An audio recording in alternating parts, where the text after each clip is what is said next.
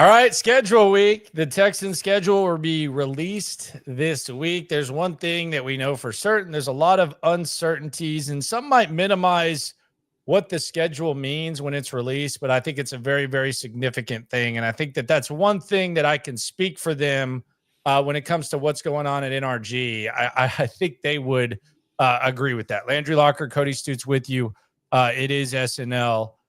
Cody, what are we let's just start right off the top. How many primetime games? This has been a popular conversation the last couple of years. How many primetime games we expecting from the Texans? We saw 5 last year, 0 the year before. I'm going to say that there's going to be 4 primetime games. And I don't believe they're going to be able to get some of those unique standalones like the Christmas and the few days before Christmas like last year. But could they play 2 Thursdays, a Sunday, and a Monday? Absolutely. Could they play a Thursday, a Sunday, and 2 Mondays? Absolutely. I do believe that they can. There's a lot of playoff teams from last year that are on this Texans schedule. So if you're thinking about a Monday Night Football game or a Sunday Night Football game with 2 teams that made the playoffs the previous year, if you're thinking about a Thursday nighter with an AFC South opponent, I could see them getting to 4 primetime games this year. Yeah, and I think they want less. I don't speak and I don't generalize anything when it comes to covering the team. I think it's weird when you have like a media member say, well, players don't feel this way, because I've never met an entire locker room where all the players feel the same way. But I think I can say this in this situation. I think anyone that has been here the last 2 seasons, and I'm talking 2023 and 2024, hated last year's schedule. I think it's now Kamari Lassiter and some of the rookies might not know better, but everyone from the front office, the PR people, to the coaching staff, to CJ Stroud, to Will Anderson, they absolutely hated last year's schedule. Now, does that mean they're going to go completely back to 2023 where every game is a noon kickoff until week 18? The answer is no.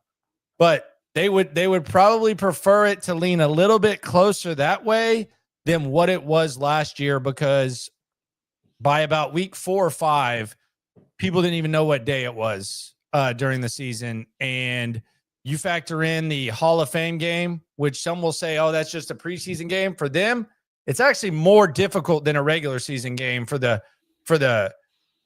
maybe even the coaches, but definitely for like the front office staff and all that. It's a pain in the ass. So they want it to be a little bit closer to 2023 than it was 2024. I think we're going to find somewhere in the middle. It'll be interesting to see which way it leans. And then you look at what they did with 2024. They started, it's 3 extra weeks plus an extra preseason game when you think about the Hall of Fame game. And then their bye week was not until way late in the season. Which they hated. Which was bad for the roster. The team hated it. And their unique and weird and change around schedule really was kind of all plastered in the back part of the season. They played on Halloween on a Thursday Night Football at New York, and then they basically didn't have many normal weeks after that, because you go Halloween, Sunday Night Football, Monday Night Football, then it's short week with Tennessee coming off of Monday Night Football, then it was a normal week for Jacksonville, then you had the bye week, then you get Miami, the weird Saturday, Wednesday, Christmas element, the long wait to Tennessee, boom, then it was the playoffs. Like, all their stuff was sort of concentrated in the back half of the schedule after they'd already started, before basically everybody else except for one other team. And you factor in that late bye week, some of the injuries that they did deal with, it just became a lot of chaos there at the back end in a team and an organization that was in mega routine mode coming out of 2023, where they played every week on Sunday at noon. And they knew there were going to be some changes, but man, that chaos from the back part of the schedule, I can't tell you it committed, it added to this loss or that. Like, I can't specifically point to this or that, but I know it was more difficult to deal with than a typical schedule that some of the other teams had down the stretch. And I think he's indirectly admitted it. He's not just going to come out and say it. But I think that CJ Stroud was pretty negatively impacted by the schedule. Now, maybe some of that was his own fault because he should have been a little anticipated a little bit more. But I think the schedule, when you start off with the Hall of Fame game and you have to go on the road and you have to do all that and then you have to travel and your whole travel schedule gets thrown off, you factor in how busy he was last offseason. By week 10 or 11, I mean, he just looked like someone who was on about day 4 of a long-ass vacation and just wanted to go home and still had a long time left on the vacation. And I think that it kind of shell-shocked CJ Stroud a little bit last year, just how much was going on with the schedule. Now, this isn't some sort of an excuse, but I feel pretty safe in saying that he was the one who probably hated this the most. And I don't know if this is maybe Bobby never fixes anything. But by the time they got the bye week and Bobby Slowick and the organization had a chance to look at where the offense was and what was and wasn't working, there wasn't going to be a fix by then. Damn it, Bobby. So I don't know if there's Bobby Slowick saving his job, if they had the bye week earlier in the year or anything like that. But as far as, hey, let's not get so far down the road with the way we're operating that we can't get back. If that bye week had been earlier, maybe there's a saving of the offense, a little bit of a change.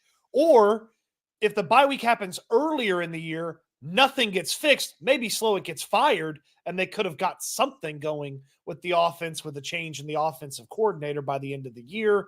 But that bye week was so late, they didn't make the change at the bye week, and they had that offense down through the end of the year and through the playoffs. I think by that time they were just hobbled and they wanted to figure it out. We're not saying all this as an excuse. It was just kind of it's not necessarily like if this happened this year, I don't know that it would be as much of a shell shock. It's just like the Chiefs deal with this every year. So what they dealt with is something that if you're going to be a great organization, you have to deal with it. The Cowboys have to deal with that crap to a certain point every year. Yep. Philadelphia is probably going to have to deal with it, and Buffalo is going to have to deal with it.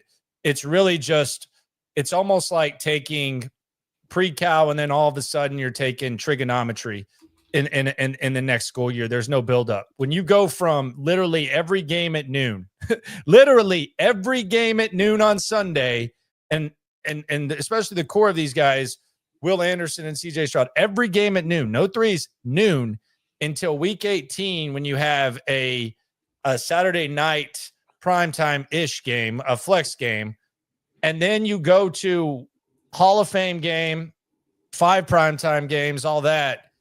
It can be a little bit of a shell shock. I'm not sitting here saying if that's the case this year, that's going to be as much of a shell shock, but that was completely different. Now, here is the thing that I will say about this year's schedule that I don't know.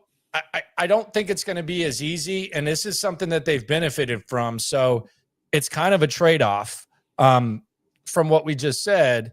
And I'm going to present it as a question here on SNL. Landry Locker, Cody Stoots with you. Is AFC South dominance still a given?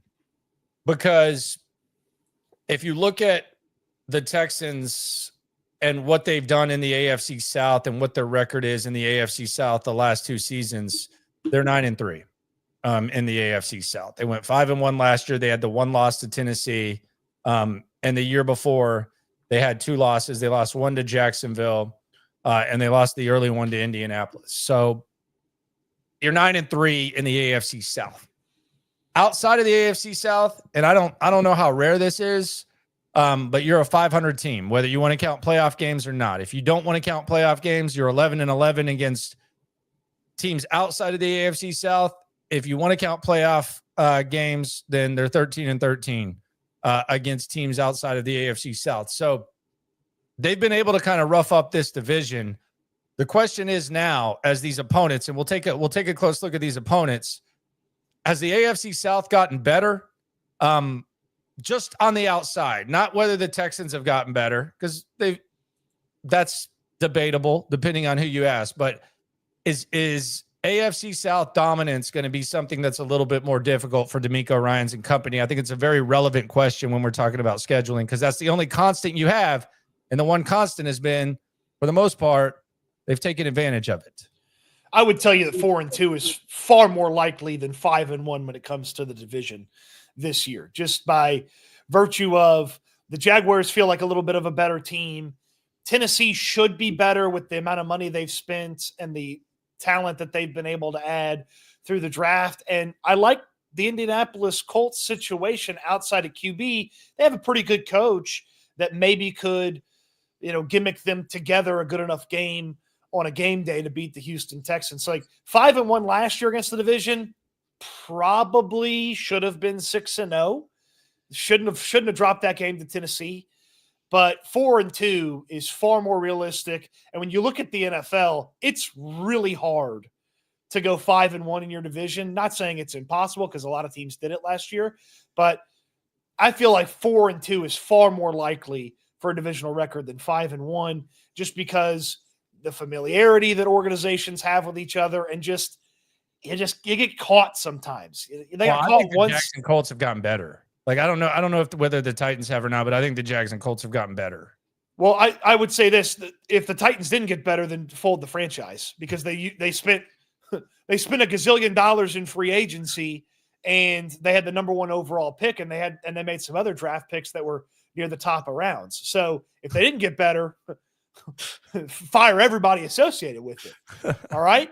So I mean, the roster, like if I look at the players, it looks like they have more good players than a year ago. That's right. What I would say. The coach sucks. He's a nothing. So, but this is the same coach and a lesser team that upset you last year. Right. So right.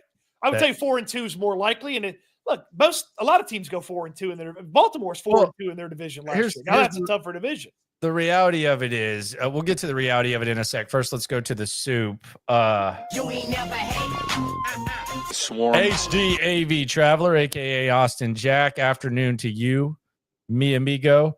Stone alone 5 times. Finally got that off day. He's kicking it the city line in Dallas, having a drink, watching his 2 favorite Texans media partners. There you go. Shout out to the city line in Dallas. Man. Thank you, HDAV. Thank you, Stone. Good times out there. Look, sitting here and saying that the division, they benefit from a bad division, it's not uncommon. As a matter of fact, like, I don't know what the numbers would be if you laid it out.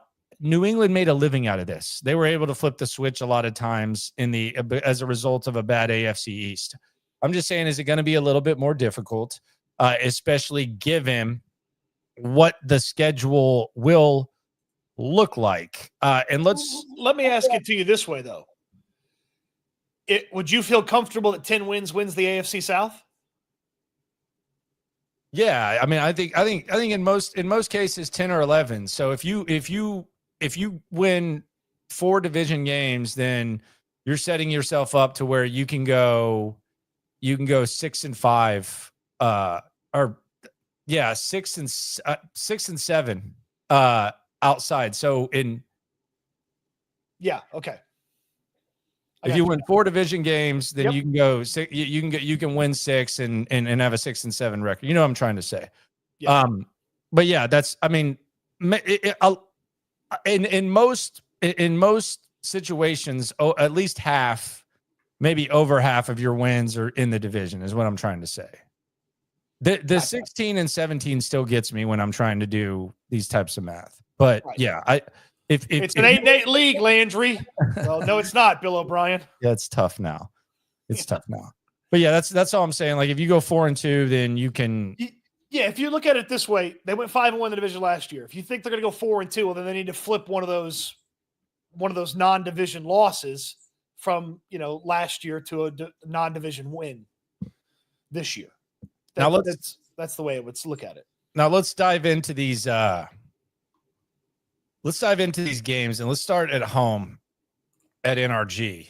So you have the obvious division games. You got Buffalo, who you beat last year. They're coming to town. That's a playoff team. It's a hurt Buffalo team, man. Very hurt last year.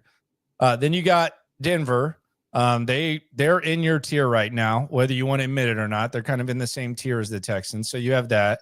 Raiders, we don't know what the hell the Raiders are going to be. They've made some moves. You never know. Cardinals, I think the arrow's pointing up for the Cardinals. I do. San Francisco, the D'Amico Shanahan reunion, and then you have Tampa Bay, who just, you want to talk about taking advantage of a bad division, they might be the face of it. So this is a pretty tough home slate. Like, if you ask me, like, really, really good teams that you're facing, I would say probably 3. I'm not going to dismiss San Francisco just based on what happened last year. Kyle Shanahan's had a one-on, one-off type of thing sometimes. So I think 3 really good teams, 3 division squads, and then 3 teams that could go a number of ways. I'm not going to sit here. I don't think there's any team on here that you can just hike your leg on and say they're going to suck. I'll put it that way. No. Maybe if you want to say the Tennessee Titans, I'd believe you on that. But yeah, that's true. Buffalo, that's a tough team, Up and here. it's a tough matchup, and they're one of the teams that you're looking up at in the AFC. And then Denver, 2 years ago, Denver came here and the Texans dispatched them. And then it looked like a much, much better team. And you have to imagine with a guy like Sean Payton, we feel good about D'Amico Ryans as a head coach and some of the evolution of the Texans, and they're still ascending and getting. Denver feels the same way about Sean Payton, and he showcased a lot of what Sean Payton can bring to the table in first year, second year, what they were able to do with Bo Nix last year. They've gone out there and fine-tuned that roster. That's a really tough Denver team coming to town on your home schedule. They're like, you think about some of the other teams that it could have been throughout the AFC. Man, Denver's a tough team, and if they weren't in the AFC West, they'd probably be a division contender in every other division. So I think they might be this year, honestly. I think I might sprinkle something on them to win the West, if I'm being honest. And I'm not even a Sean Payton guy, but I bet you could get good odds on it. Yeah, absolutely. Especially when you think about, eventually one day Kansas City's going to have to go through the wild card one day. Well, one day. We'll and see. then, Arizona, they probably need to take that step forward on offense. I don't know if they're going to, but that defense it got better and better under Gannon. They were just behind the Texans in points per game allowed when you think about defense. And if their defense gets a little bit better, and I know they had some injuries that they had to deal with last year on their defense. And that defense, that's not an easy team on any given week. Kyler Murray's an unknown quantity because some weeks he's really good and super mobile, and some weeks he looks like he's not playing the game that he needs to D'Amico play. respects the hell out of him now. He does. And, Tampa came in here a couple of years ago and almost blew your doors off. And if CJ Stroud didn't have one of the best rookie games ever, you'd have lost to the Tampa Bay Buccaneers in 2023. And so, Tampa's missing their offensive coordinator again, because he got promoted and took a head coaching job. But I like what they've done with their offense. Baker Mayfield has been a pretty consistent player for a couple of years now. So that's a tough offense coming to town. Yeah, so the home schedule, it's tough. And by the way, I think it's if you're a season ticket holder, congratulations to you. Good atmosphere. Bills Mafia, Broncos, 49ers got a passionate following. Raiders travel everywhere, so it should be a fun time. Then we go to the road games. I think this is much tougher. See, I don't disagree based on quality of teams. I could see Seattle sucking this year. I could see them being bad. Sure. I could see that. But obviously you got 2 of the 3 teams that we would consider top tier in the AFC with Kansas City and Baltimore. My God, feels like you always got to go there.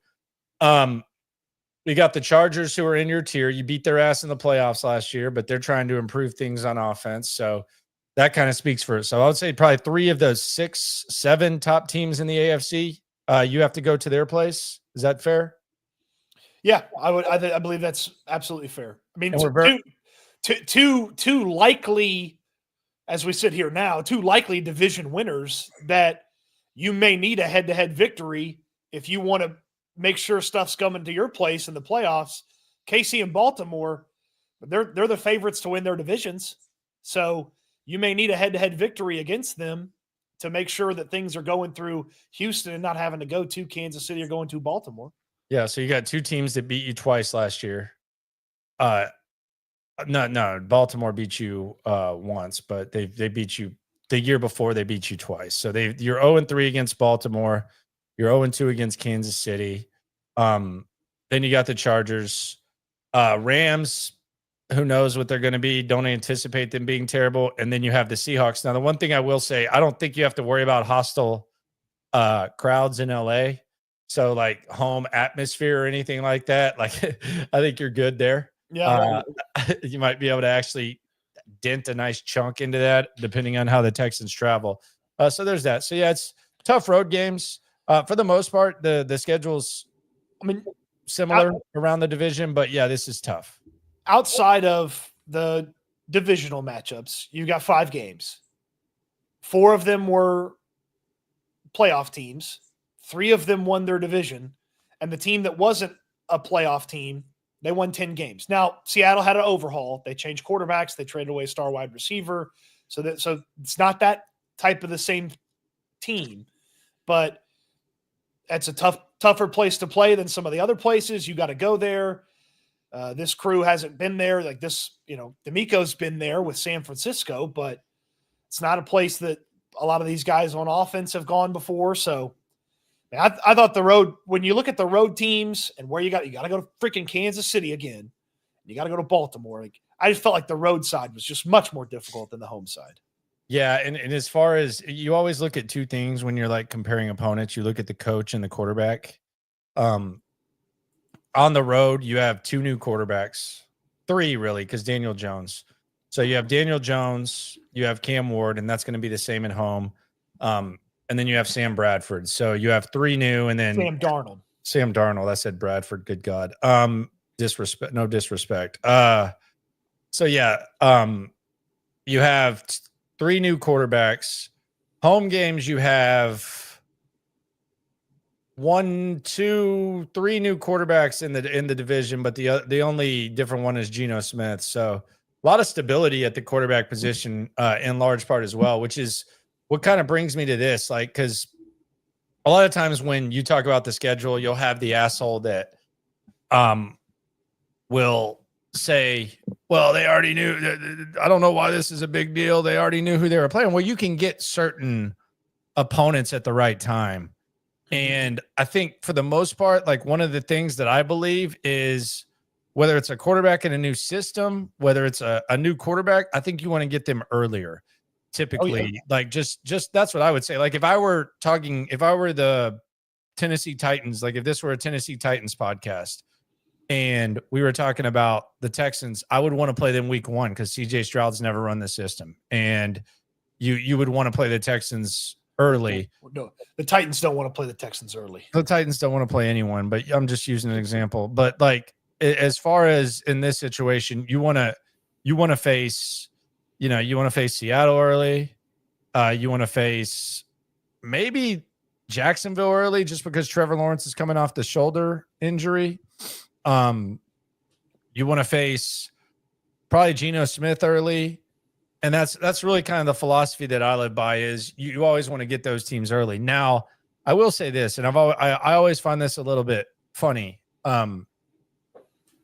When you say you want to get someone at the right time, that doesn't mean you're going to beat them. Like I thought that 2 years ago was the right time to get Baltimore. It was the right time to get them in week 1 as opposed to week 17. And immediately it was like, well, I thought you said, yeah, I did. Like if you told me that I had to play Rafael Nadal in tennis, he's the best player all time on clay. I would rather play him on grass. Like if you like, so like, I'm still going to get my ass whooped, but yeah, I would have rather played him in grass. So that's the thing. So I don't know if there's a right time to face the Ravens or the Chiefs at this point.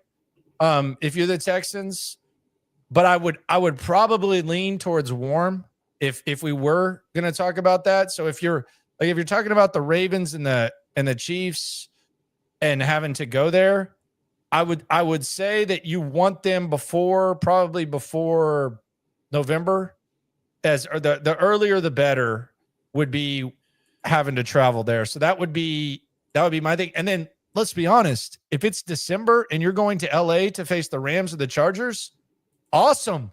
That's lovely ass weather. I mean, like that is some lovely ass weather. So the LA, going to LA, the later the better, because it's going to be beautiful. And then Kansas City and Baltimore, you would like to get them in September, October, something like that. Does that mean you're going to beat Kansas City or Baltimore? No, but beggars can't be choosers. That would just be the ideal time. Yeah, I'm with you on earlier the better for me for Kansas City and Baltimore, just to also understand and have a better understanding. Because like we didn't really know we had an idea, but you could kind of let yourself dream and think heading in down the stretch last year. Okay, we got KC, got Baltimore. Where can the Texans find themselves in the pecking order of the AFC? If you get Kansas City and Baltimore early, you have a better idea by the back end of your schedule. Okay, do we need to push, put the gas down? If you have the division in hand, you put the gas down at the end of the year, things like that. And you really don't have, when you look at the road games, you don't have that many potential bad weather games if you get Kansas City and Baltimore early on. Like Seattle could be a bad weather, cold weather at the end of the year, but I'll take that against a lesser team than going to Kansas City when it's freaking 5 degrees or going to Baltimore when it's nasty and cold. So, and then, I'd like the Titans early for one of the matchups just because that offensive line is not going to be able to handle the Texans defensive line early on. It'll be similar to the Caleb Williams matchup early on in the season last year where they just annihilated the guy. Yeah, there's always a balance of it. They want the bye week early, and then you want the LA teams late. But yeah, that's really just kind of the layout of what the schedule looks like. I would say you want to get Cam Ward earlier. I'm just not. Maybe I eat my words on this. I'm just not overly not as scary that he's going to be good at any time, like scary at any time of the season. So don't really have much of a take on what Tennessee will bring. Another small LA Rams situation feels like Stafford's always banged up. The chances of him being banged up in December higher than the chances of him being banged up in like October. So another element of Rams late is maybe banged up Stafford too. Yeah, and maybe if you want to go the other way around and you want to say that if you want to say that Kansas City and Baltimore are going to continue to do what they're doing, then maybe week 18 is ideal. Hopefully you've taken care of business at that point, so it doesn't matter too much. But like, let's say that you're in a close fight in the division. If you can get one of the teams, hell, it could be Buffalo at home. But if you could get one of the teams that has wrapped up their division like week 18 or whatever, that's always something that I always look at early too. Yeah, they're going to need a little bit of – they're obviously going to have to just be a better football team, but they're also going to need a little bit of luck with the way this thing gets scheduled out to try to get into that upper – like trying to figure out if they're going to be more than just the 4 seed in the AFC. Like if you want to be the 3 or the 2 or even think about the 1, obviously they got to be better as a football team. That's the most important thing. But you also need a little bit of luck and a little bit of help with the schedule. You get teams at the right time – bye week at an appropriate time, not buried at the end of the year when it's the last time teams are taking bye weeks. Like every little bit's going to count, and for the Texans taking that next step. Yep, that's where they're at. So that's the schedule. It's going to come out on Wednesday. We're going to do our normal show, and then we're going to have a schedule release reaction right here on SNL. We'll cover it on our channels as well. Shout out to everyone who followed us along with the intro to the rookies last week. If you missed those videos, go check them out. Don't let anyone minimize schedule week. It matters. It's fun. And it's always interesting to see how it lays out for the Texans. Also get to plan the bye week, all that. I always like to take a Vegas trip during the bye week. Maybe I get to do that. Lay out where you want to travel and all that and make your flight plans accordingly. And we get a pass. So the more football events, the better. And we always got you covered right here on SNL. Is there looking at the road games, and it's not, I wouldn't say the division cities, but is there a city that you're thinking, man, I'd love to go take a road trip, watch the Texans play if you're a fan? I'm thinking Seattle. Yeah, Seattle's cool. That's a good market. You can't go wrong with that. I actually think Indy's underrated if you're a Texans fan. I know that's not like overly exciting, but there's history there. So you feel some type of way about the Colts. And I just think it's a good walking city. I know that's not cool. Like I'm not sitting here saying LA or anything like that, but I think if you're a Texans fan and you've never been to Indianapolis, you can do a lot worse than walking through that city and going to the game. So that would be my recommendation. Also probably a little bit cheaper. So that's me. Yeah. Nice little like mid-October Seattle trip. That's what I'm shooting for. Just a little tiny bit. McDapple on the super chat says our D should be able to hold down 5-1. If you get 5-1, there you go. You get 5-1 the division. You know, they were 5-1 last year. They still only got 10 wins. You know, you still have to convert some of those non-division games into victories. And if you want to get into the upper echelon of the AFC, or at least get into the conversation where you're not locked into the 4 spot. Yeah, you go 5-1, then you can go 5-6 and likely win the division. Damn sure get in the playoffs, we think. Don't tell that to Seattle, though. Appreciate y'all for coming through. Be on the lookout for the schedule release special. Cannot wait. Subscribe, like, ride along, and always remember when it comes to this Texan stuff, we're all in it together. Eat good, sleep good, be good. We'll talk Texans again soon. Thanks for watching, everybody.